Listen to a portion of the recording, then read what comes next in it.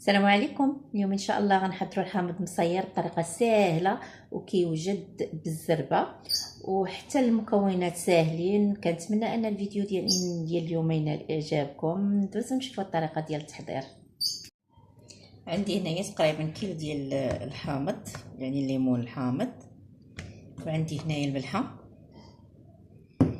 غادي نديرهم في هاد القريعات هادو، الا كاينين ممكن نديرهم في الزاج نديروهم.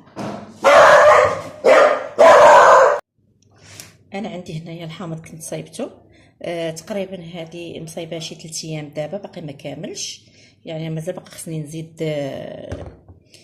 شي حبات هنايا باش خصو يكون عامر. كنغلقوه بالبلاستيك باش كيبقاو باش ما كيخسرش لينا. صافي انا غادي نوجد واحد الكيلو اخر، ها هويا، والملحه. صافي كنحيدوا ليه هاد النباته هادي، كنحاولوا نحيدوها غير من الفوق هكا. هذا الشكل هكا. هذا راه كيبقى لينا العام كامل. مني كيوجد كنشدوه وكنديروه في الفريغو وتيبقى عندنا. كنحاول نقطعوه بحال هكا، يعني كنحاول نقطعوهاش كامله، غير كنفتحوها واحد شويه.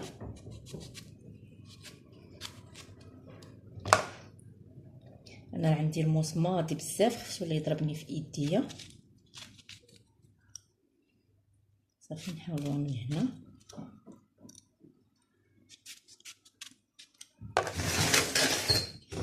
صافي ونجيبو الملحه ونفتحوها هكا ونعمروها.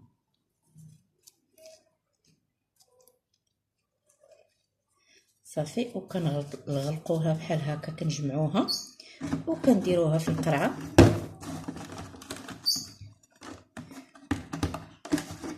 نعاود ندير واحده اخرى عاوتاني.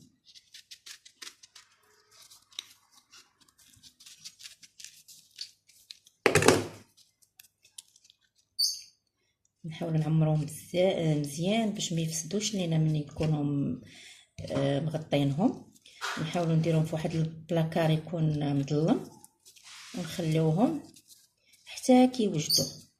راه هذاك الماء ما كتزيدوا لا ما لا حتى شي حاجه، راه هذاك الحامض هو اللي كيطلق لينا الماء ديالو. صافي والماء ديالو مني كتعرفوه وجد راه كيبدا اللون ديال الحامض كيتغير، والماء ديالو كيولي اللون ديالو بحال جاي المارو، وكيولي هذاك الماء ديالو معسل. كناخذوا داك الماء ديالو كنبداو نصبوا به حتى الدجاج وهذاك، يعني كيجي زوين زوين. دي احسن طريقه باش كنصيروا الحامض.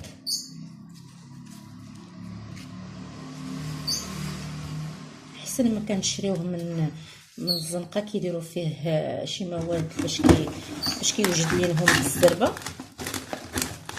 انا دابا غير كنوريكم، تنعاود نحيد هاد القرعه هادي حيت بانت ليا صغيره. كنصايبو نوجدو من بعد نحولو في قرعه اخرى.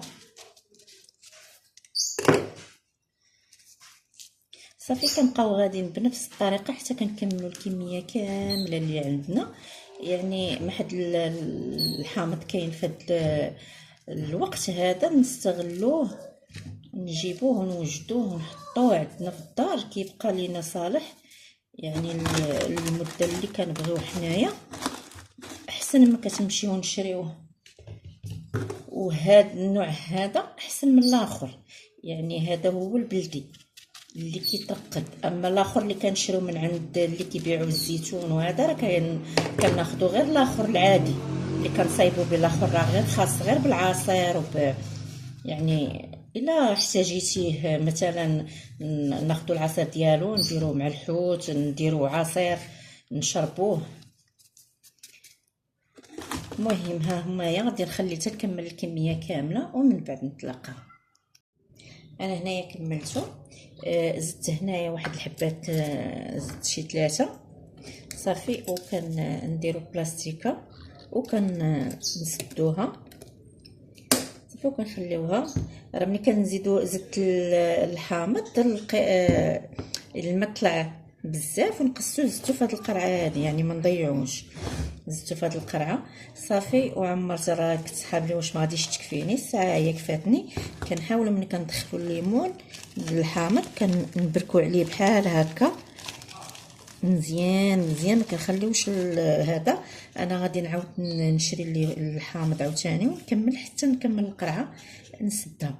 صافي دابا غادي ندير لها واحد البلاستيكه، واخا تكون عامره كنديروا واحد البلاستيكه بحال هكا باش كنزيروا عليها، كنخليوش يدخل ليها الهواء.